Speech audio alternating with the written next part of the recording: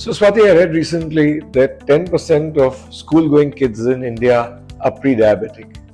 Does the diet have anything to do with this? It does. So these days we have easy access to food, and we have understood that there is a lot of carb-rich food that has been consumed across India. We know that while carbohydrates are important part of energy, it is that we overeat carbs, and which is the main reason for increasing prevalence of diabetes. Fiber plays a role? It does. So we understand that fiber comes from foods like whole grain cereals, vegetables, fruits, pulses, etc. But fiber basically arrests the level of rise in blood glucose, and that's how fiber plays its own role in management of diabetes. And what about proteins? Protein has to be a mainstay, okay? Because we know that when we consume enough proteins, we tend to get satiated faster. And these proteins basically allow less of the carbohydrate load to come in.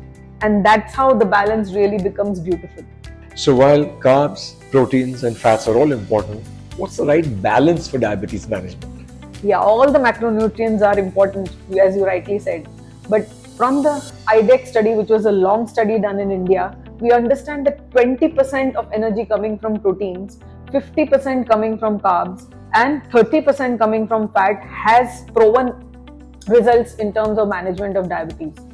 If we eat in that kind of a ratio, we are truly going to prevent diabetes, or at least in case we are already people with diabetes, then maybe go into remission of diabetes.